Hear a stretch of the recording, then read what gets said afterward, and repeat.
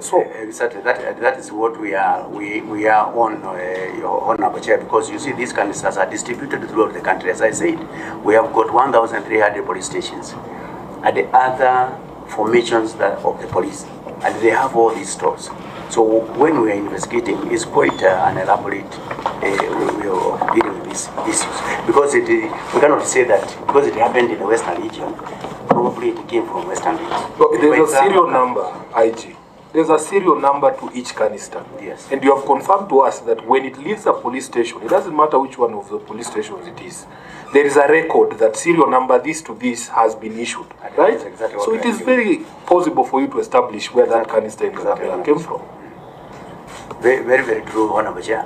And this is why I'm saying we have even arrested some people with tear gas canisters. They are in our cells, and those investigations are ongoing because we want to go back up and find the origin of that canister, and then it will be able to inform us much more in terms of why, where, who did what, and then that way we can be able to take the appropriate measures as required, Honorable Chair.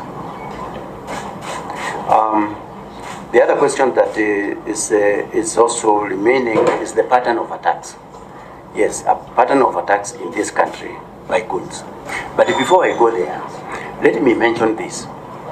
Number one, as a starting point, the question that was raised by Honorable Senator Fatuma Duro. There is no one in the Republic of Kenya who is above the law. No, the governor of Isiolo is above the law. And I will put on record.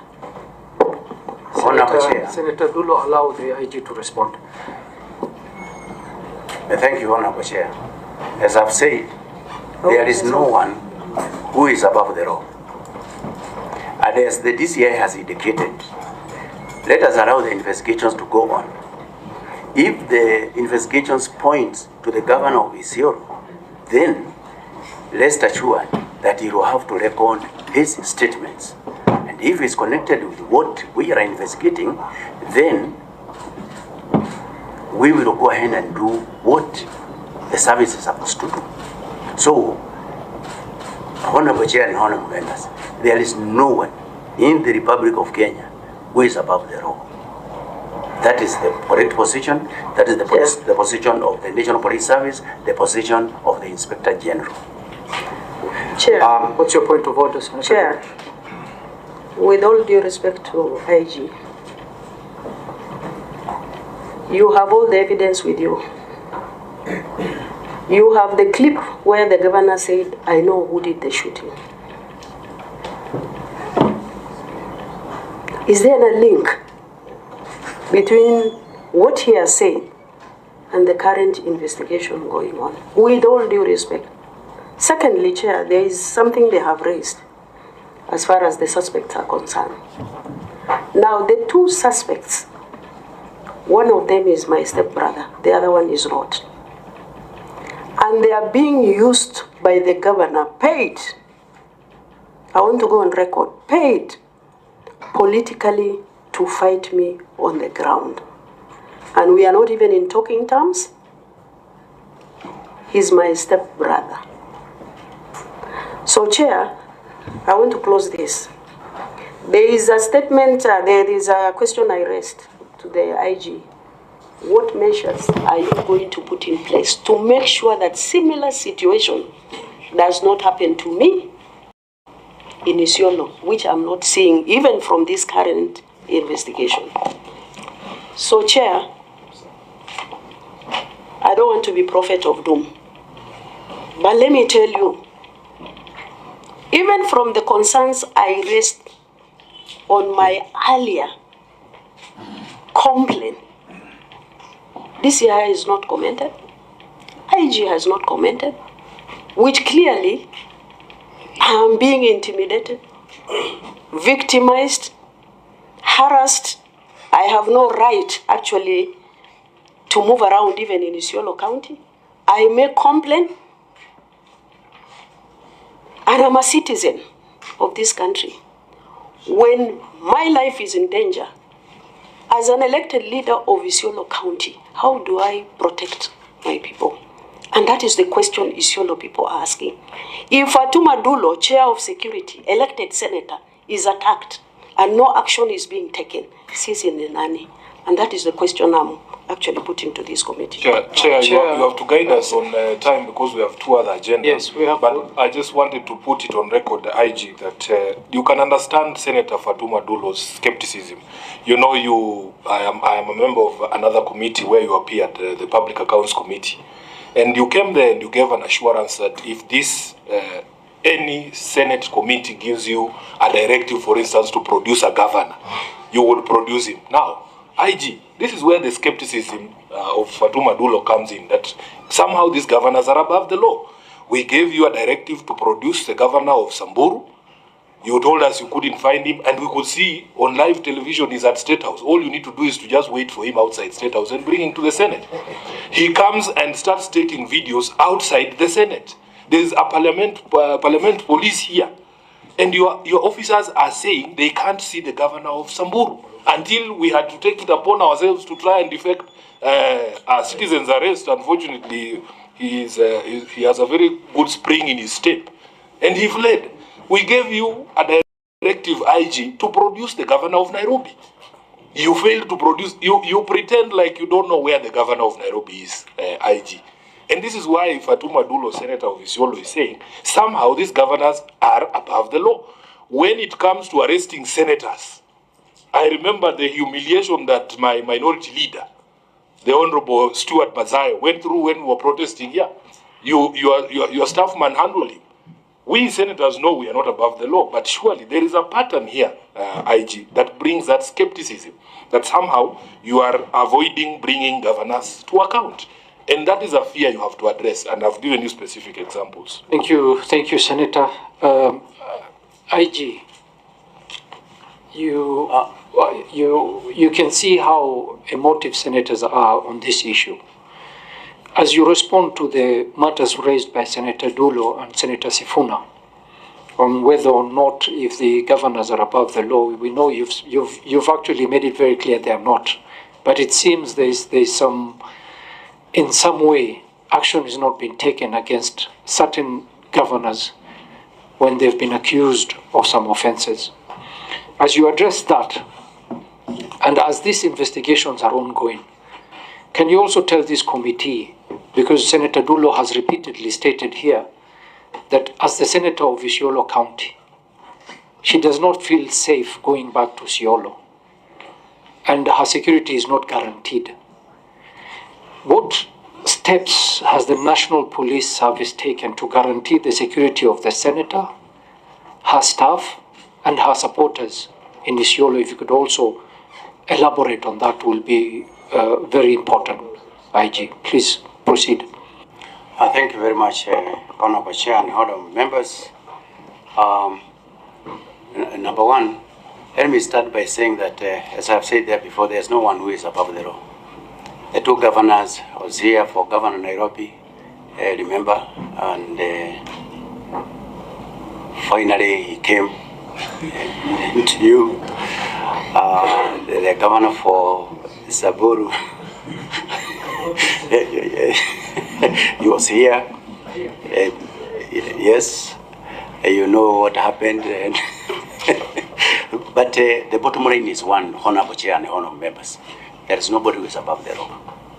That is the way it is. And what has been raised by Honorable Fatuma Dulo, the Senator for Isiolo,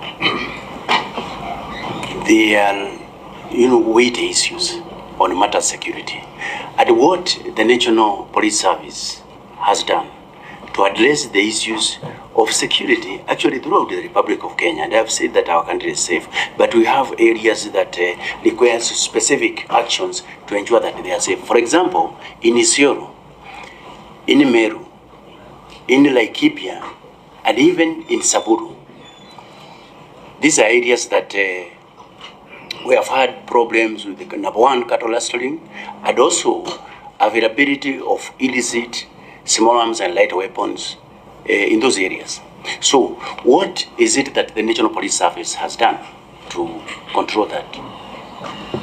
Looking at what we did in the North Rift, including the areas of Marakwet and other areas that were very much disturbed for a lengthy period of time, which are now quiet. That is exactly what we have instituted to address the issues that are in Isiolo, to address the issues that are in Meru, and to address the issues that are in Laikipia and even Saburu. We have operation in all those areas that are ongoing. Number one, to ensure that the people of Meru, their animals are safe.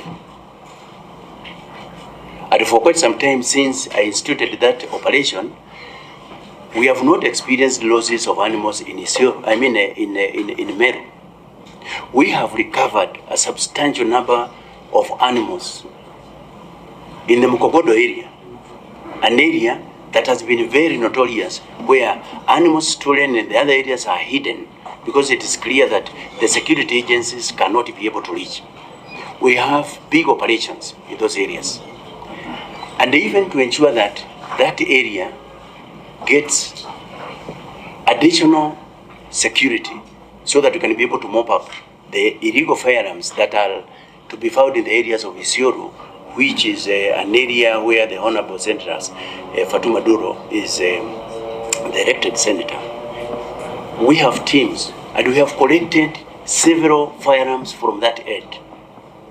Right now I have directed that the trainees, the recruits who are currently undergoing training in the Ebakasi A campus, formerly the APTC, they are already there undergoing the practical part of their training. That is actually in furtherance of ensuring that the current operation is enhanced by ensuring that, number one, all the illegal guns that are in that end, we have got adequate numbers to get them. And number two, ensure that there is no more cattle raids in that area. This also applies to Isiolo. Honorable Chair and honorable members, I was involved in a very big operation that was in Masabit sometimes back when I was a commandant in GSU. There was a time Masabit was quite difficult, and I know even the Honorable Senator Masabit is here, he can confirm that. There was a time it was very difficult. We went there, it is quiet. I want to assure the Honorable Senator for Isiolo that even in Isiolo is going to be quiet like how we have made the other areas quiet. So the National Police Service takes it very, very serious. And it also takes it as one of its primary responsibility to see to it that even Isiolo, the Honorable Senator of Isiolo, can go and visit each and every corner of that county without any fear, without even looking over her shoulder, because she feels that she is unsafe. I want to assure her that everything is okay and we are in control. The same case applies to Laikipia, and the same case even applies to Saburu, where I have operated there before and there were serious challenges. But now things are much better. Thank you very much. Thank you, IG. And I think we will take it as your personal guarantee and submission that you have actually stated that you're going to provide adequate security for Senator Dulo as she conducts her political business in Isiolo, and we appreciate that. Before I allow the other senators to go on record and we move on to the next issue of Senator Osotsi, first of all, for those senators who are asking about the letter from Murkomen, we have received the letter from Murkomen giving his apologies for not being able to attend today. Before I allow the senators to go on record, I just have one final question for the IG. The Speaker of the House had directed your office to file a report after 14 days on this matter of Dulo. I just want to understand why your office failed to comply with the directive to submit a report within 14 days. IG. Thank you very much, Honorable Chair and Honorable members. I want to confirm to this committee that the report was submitted, but maybe along the line there was somewhere where it had not been received. But I remember signing that report. And it is, if you look at probably at the records, you'll find that the report was here before the 14 days were over. Chair, Okay, we will confirm with the clerk. What report will be there when investigation is done even today? There's no report. Very well. One moment, you have not even gone on record, Senator Eddie. Can I allow you people to go on record first of all? The senators who are here, starting from Senator Faki. Please go on record so that we can proceed. Thank you, Chair. Good morning, IG and your team. Senator Mohamed Faki, Munyaji, Mombasa County. I'm a friend of this committee. Thank you. Good morning, Chair. Our guest today. My name is Mohamed Chute, Senator Marsabit, and a friend of this committee.